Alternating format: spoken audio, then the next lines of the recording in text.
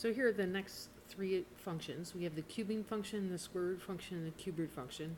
And again, what you need to remember is the name of the function, the formula, and then the graph domain and range. So again, the cubing function is f of x equal to x cubed. So all your inputs get cubed. Now when you cube numbers, they get large fairly quickly. So negative 2 cubed, negative 2 times negative 2 times negative 2 is negative 8. Negative 1 cubed is negative 1, and so on.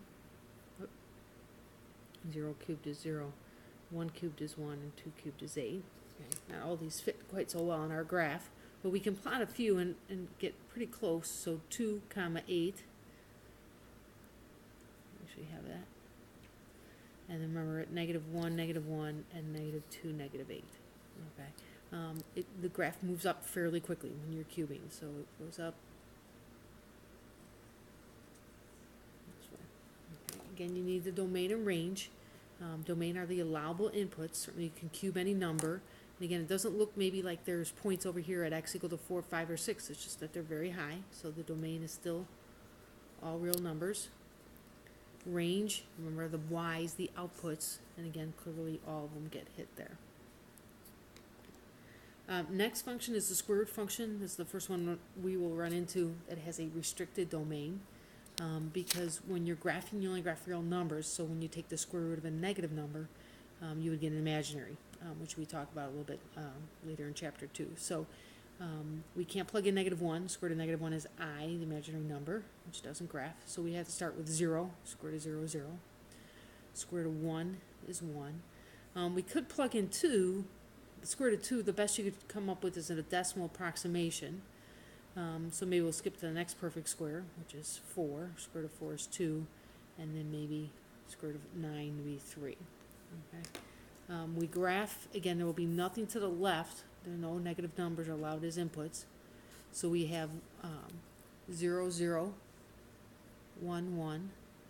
And then by the time we get out to 9, which I don't have quite enough points to go out there, that's about right there. Oh, sorry, I missed 4. So 1, 2, 3, 4, 2. And then just approximating 9, 3 will be somewhere out here. So this is the graph of the square root function. Okay. Domain. Again, those are the inputs. There's no x's that are negative that get hit. So the domain does not start until you get to 0.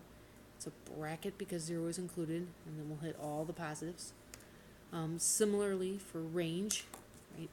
None of the negative numbers get hit. The first part that your graph starts is at y equal to 0, and then all the way up. Okay. And then the third one here is the cube root function. Again, we don't run into this quite as often, but it's most easily graphed if you have some perfect cubes. So we could take negative 1, cube root of negative 1 is 1. Okay. Cube root of 0 is 0, and cube root of 1 is 1. Be nice to have a few more. The next perfect cube, remember, would have been 2 cubed, which is 8. So the cube root of 8 takes you back to 2. And then similarly, cube root of negative 8 then would be negative 2. Okay. So we plot some of these points. Again, we have the ones right here, negative 1, 0, 0, 1, 1. We'll take a guess at 8, 2. So about out here. And then negative 8, negative 2 would be somewhere out here. Okay. Cube root function grows very slowly.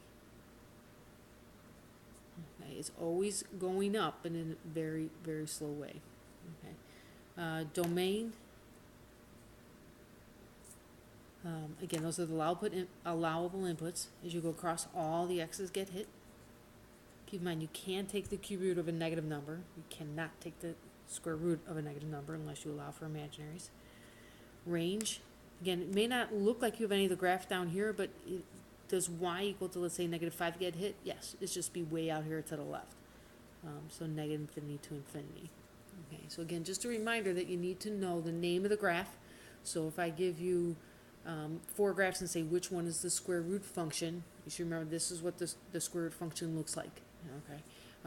If I also ask for the domain of the square root function, you should be able to write down 0 to infinity fairly quickly.